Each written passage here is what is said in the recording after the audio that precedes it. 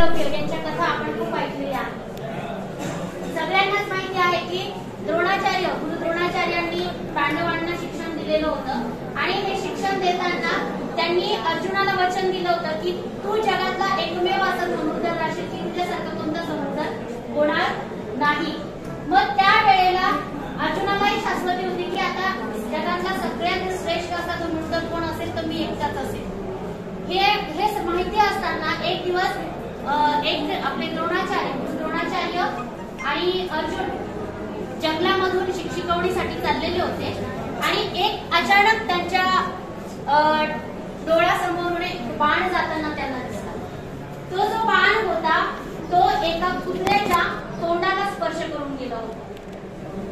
मग त्यावेळेला अर्जुन आणि द्रोणाचार्य विचार करायला लागले की हा कुत्रा किती वेळेचा भुंकत होता आणि याचं भुंकणं बंद झालेलं आहे।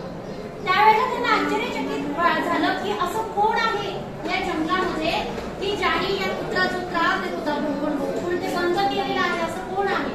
त्यावेळेला अर्जुन आणि द्रोणाचार्य तिकडे गेले आणि त्यांनी पाहिलं की एक तरुण जो होता त्याच्या हातामध्ये बाण होता आणि धनुष्य होता आणि ही क्रिया त्याची चालू होती।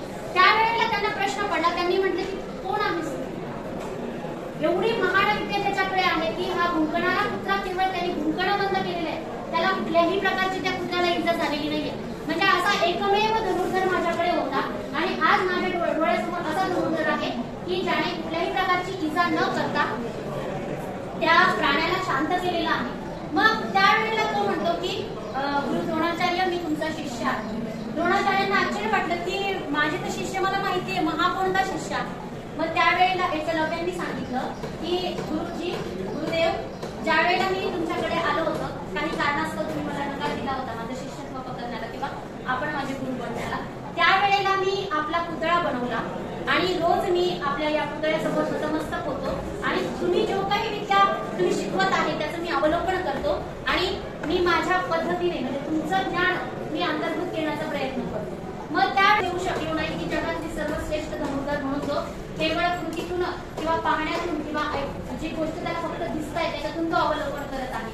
मग ज्या वेळेला त्यांच्याकडे गुरु नव्हते त्यांच्या समोर फक्त गुरुचा प्रतिभा होती, गुरुचा पुतळा होता।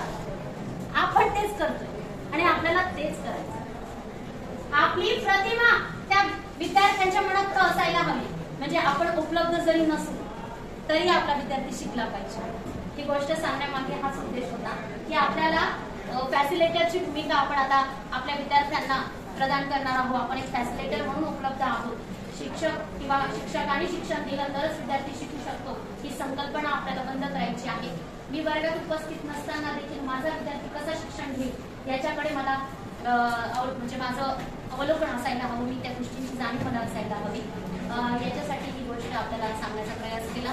तर अशा पद्धतीने जसं एकलव्यांनी गुरु द्रोणाचार्य नसताना देखील त्यांच्या कौशल्याचा विकास केला होता तसाच आपल्याला आपल्या बालकांचा विकास करायचा आहे आणि हेच आपल्या 21व्या शतकातलं खूप मोठं आव्हान आपल्या समोर आहे। त्यानंतर